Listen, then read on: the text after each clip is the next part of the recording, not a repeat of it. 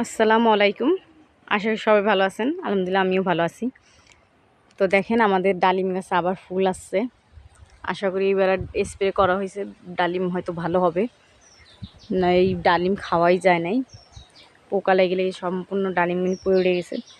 আর আমি এইখানে বিচি লাগাইছিলাম, কিন্তু কোনো ফলাফল আমি পাই নাই। সমস্ত বিচি কী হয়েছে জানি না। আমি চিন্তা করতেছিলাম যে বিচিগুলো কী হয়েছে।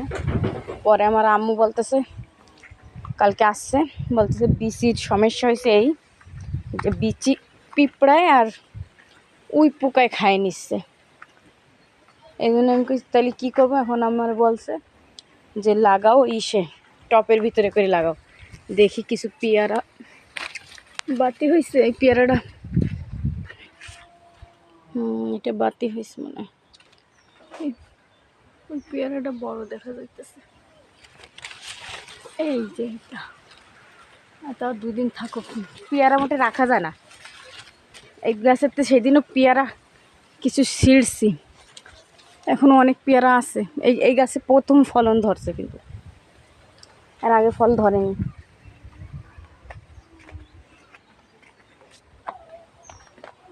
বাগুন গাছ থেকে 4টা বাগুন আছে, বাগুন 4টা আমি ছেব।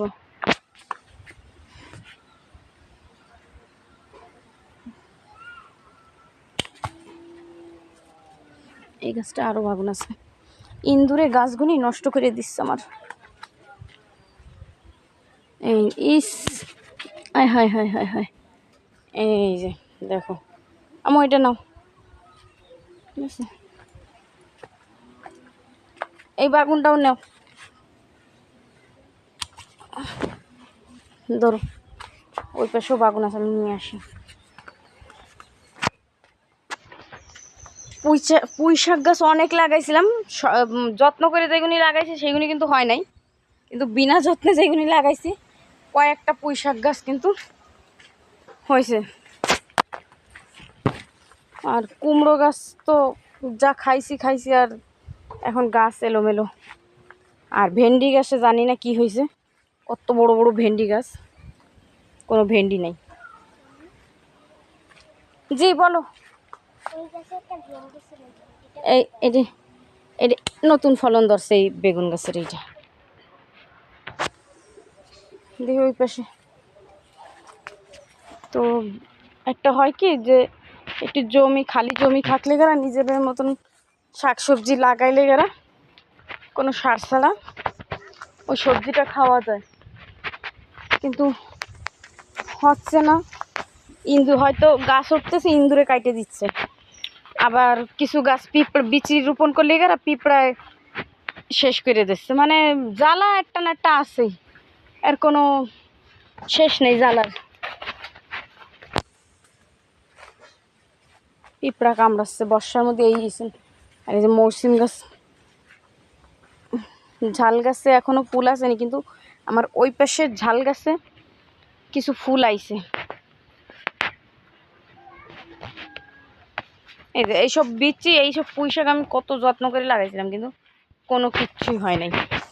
এই যে এইসব যত্ন করে লাগাইনি, কিন্তু পুঁই শাক এইগুলি হয়েছে। খালি বিচি ফিক্কে ফেলাই দিয়েছিলাম, না পানি দিছি না কিচ্ছু দিছি।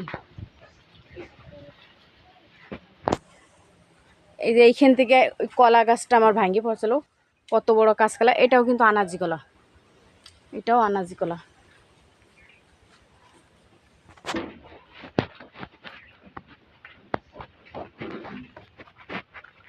জামরুল গাছ।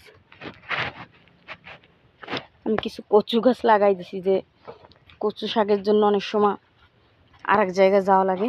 তাই আমি ওই জায়গা জমি যখন আসে তা খালি খালি এক কোনায় লাগাই থুলি গেরা হইলে খাওয়া যাবে, কোনো জায়গায় যাওয়ার দরকার পড়বে না। পুকুর পুরো ভরে গেছে। আর এইগুলি দিয়ে দিছি, যেমন টিনের পানি পড়ে চালের, মাটি ধুয়ে যায়, এই জন্য এইগুলি বিছাই দিছি, তাহলে মাটিটা একটু কম ধুয়ে নামবে।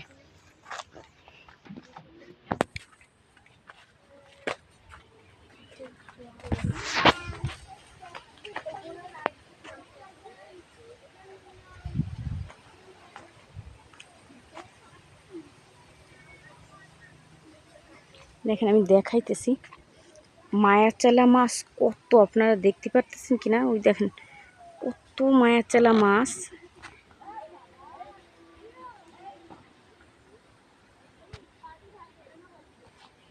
ওই যে পিলপিল করে নড়তেছে কিন্তু ঘাটলার উপরেই মায়াচালা মাছ ঘোরাফেরা করতে থাকে।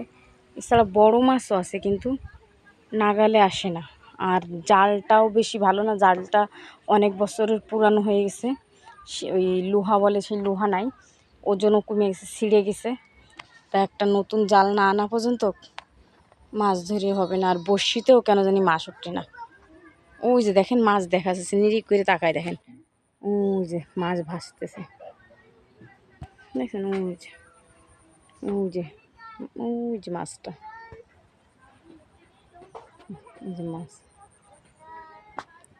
বড় বড় মাছ আছে কিন্তু দেখা যায় না। তো আমি এই বেগুন 4টে ছিলছি, আজকে বেগুন তরকারিতে করে দেবো।